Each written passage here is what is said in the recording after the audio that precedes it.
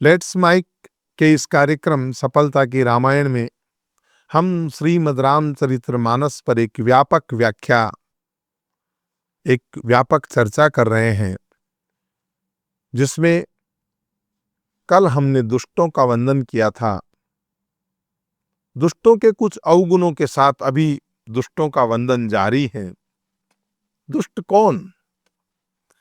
हरिहर जस राकेश राहु से, पर अकाज भट्ट सहस्त्र बाहु से।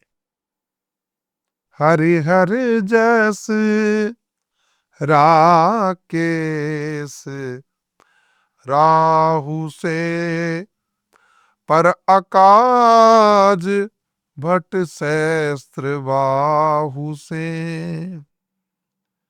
हरि माने भगवान हरि विष्णु, हर माने भगवान शंकर, यानी परमात्मा का जस नाम होता है कथा का। भगवान की जो हम व्याख्या कर रहे हैं, परमात्मा की जो चर्चा कर रहे हैं, जो सत्संग होता है, हरि और हर का जस, उसमें वो राहु की तरह आकर के, जैसे राहु सूर्य और चंद्रमा के बीच में आ जाता है ना, वैसे वो राहु के समान है। वो दुष्ट है। कोई भी अच्छा काम की बात करो तो बीच में कूद पड़ते हैं। अच्छे काम में जो विघ्न पैदा करें वो दुष्ट है। हरि और हर दोनों का यश जब कहें तो यश की पूर्णता होती है, अतएव दोनों का यश पूर्ण चंद्र है। इसलिए गोस्वामी जी ने शिव चरित्र कहा। श्रीमद् रामचरितमानस में गोस्वामी जी ने केवल रामचरित्र नहीं, शिव चरित्र भी कहा। औरों के यश तारागण है, हरिहर यश राकेश है। तो चंद्रमा का धर्म कथा में है। तो कहने का मतलब है हरि और हर का जहां हरि हर यश रूपी पूर्ण चंद्र को ग्रसने के लिए ये राहु के समान आ जाते हैं, चंद्र ग्रहण बन करके। पर अकाज भट्ट सहस्त्र बाहु से, दूसरे का अगर बुरा करना हो तो एक हाथ से नहीं, 100 हाथों से तैयार हो जाते हैं। सहस्त्र बाहु, सहस्त्रार्जुन, सहस्त्र बाहु, सहस्त्रार्जुन, अर्जुन, कार्तवीर्य, कई नाम है सहस्त्रार्जुन के। इसके बारे में थोड़ा बता दूं, ये कार्तवीर्य का पुत्र था और इसकी राजधानी जो थी वो माहिष्मती नगरी थी, नर्मदा के तट दक्षिण पर थी। और माहिष्मती बताते हैं पुराणों के अंदर ऐसा ही है कि नर्मदा तट के ऊपर थी।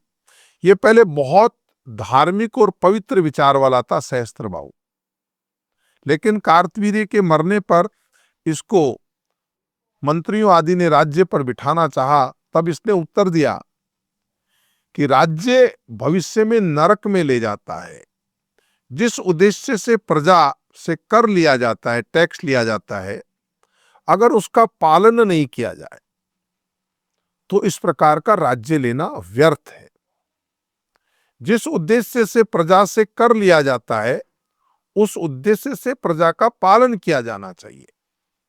जिस उद्देश्य से प्रजा से के लिए यात्रा कर सके, लुटेरों द्वारा लूटा न जाए, प्रजा की रक्षा कर सके, वो राजा है। चोर चोरी न करने दे राज्य में, वो राजा है। और अगर राजा कर लेकर भी रक्षा नहीं कर सकेगा तो इसका पाप प्रजा को नहीं बल्कि राजा को होता है। बाढ़ही लंपट चोर जुआरा, जब रामराज नहीं रहता तो क्या होता? लंपट चोर जुआरी ये बढ़ जाते हैं।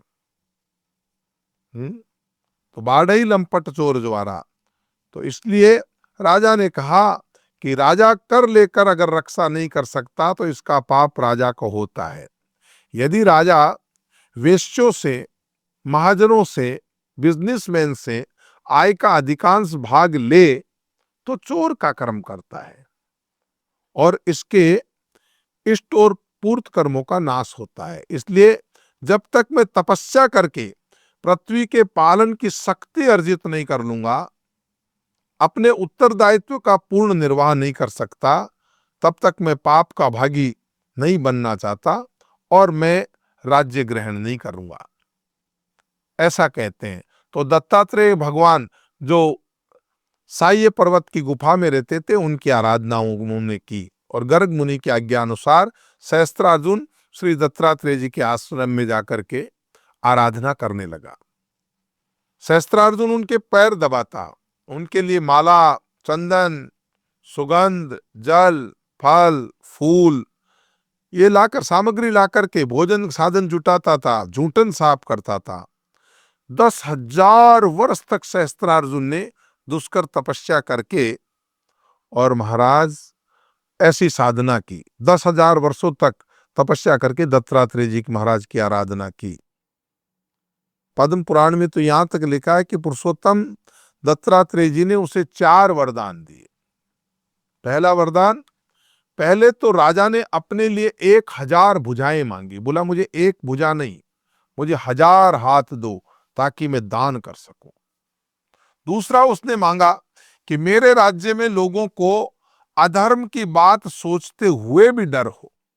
अधर्म की बात करना तो दूर, अधर्म करना तो दूर, बल्कि अधर्म सोचने पर भी उनको डर लगे। और तीसरा ये, मैं युद्ध में पृथ्वी को जीतकर धर्म पूर्वक बल का संग्रह करूं। और चौथे वर के रूप में मांगा कि संग्राम में लड़ते लड़ते मैं अपनी अपेक्षा श्रेष्ठ वीर के हाथों मारा जाऊं, मैं कहीं कायर के हाथों न मारा जाऊं, मेरी मृत्यु मुझसे भी किसी बड़े ताकतवर और विद्वान व्यक्ति के हाथ में हो। तो महर्षि दत्तात्रेय जी की कृपा से उस राजा सहस्त्रार्जुन को एक सोने का विमान मिला और पृथ्वी के सभी प्राणियों पर सहस्त्रार्जुन का कहते हैं कि प्रभुत्व था। उसके रथ की गति कोई नहीं रोक सकता था, वो महान तेजस्वी राजा था। अश्वमेघ यज्ञ में उसने अपने बाहुबल से जीती हुई जो भूमि थी वो ब्राह्मणों को दान दे दी थी। एक बार अग्निदेव ने उससे भिक्षा मांगी और उसने अपनी सहस्त्र भुजाओं के पराक्रम के भरोसे भिक्षा दी और उनके बाणों के अग्रभाग से प्रकट होकर अग्नि ने अनेकों ग्रामों, देशों, नगरों, गौशालाओं को भस्म कर दिया। उन्होंने महात्मा आपव विशिष्ट मुनि के आश्रम को भी जला दिया, जिससे मुनि ने उनको शाप दिया कि तेरे भुजाओं को परशुराम जी काटेंगे।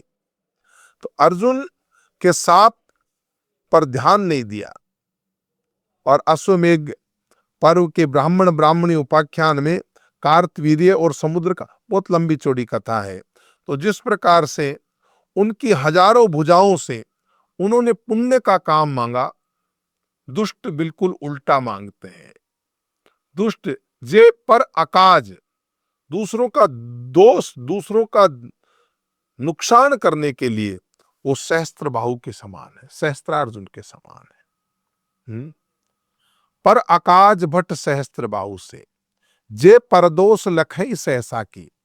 जो दुनिया के दोष, आदमी की कमी क्या है, अपने हजारों दोष भी उसको छोटे से नजर आते हैं, लेकिन दूसरे का छोटा सा दोष भी पहाड़ जितना नजर आता है। आदमी को अपना अपना कितना ही बड़ा दोष हो तो व्यक्ति समझता है ये तो हो जाता है, ये तो नॉर्मल है, ये तो आम बात है। लेकिन दूसरा कोई गलती कर दे तो उसका सुई जितना सा दोष भी पहाड़ जितना। पर अकाज बट सहस जे पर दोष लखई सहस आखी। पर हित घृत जिनके मन माखी। घृत जिनके मन माखी का मतलब होता है दूसरों का अहित करने के लिए अपनी जान भी दे देते हैं। जैसे मक्खी को क्या लेना देना, लेकिन घी को बिगाड़ने के लिए, घी को बिगाड़ने के लिए मक्खी अपने प्राण दे देगी, लेकिन घी को बिगाड़ के छोड़ती है। तो जो पराये दोषों को सहसाखी देखते हैं और जिनके मन में पराये हित रूपी घी में मक्खी की तरह जा पड़ते हैं, ऐसे दुष्टों को मैं प्रणाम करता हूं। लेट्स माइक के ऊपर इस सफलता की रामायण के इस भाग का यहीं समापन करते हैं। आपका मंगल हो। आप सुन रहे थे let's mic more than radio. Follow कीजिए हमें हमारे सोशल मीडिया प्लेटफॉर्म्स पर। Download the app now from Play Store. Available both on Android and iOS mobile phones. Follow us on YouTube, Instagram, Twitter, LinkedIn, Facebook, Telegram, WhatsApp, Snapchat. Let's talk, let's connect, and let's mic.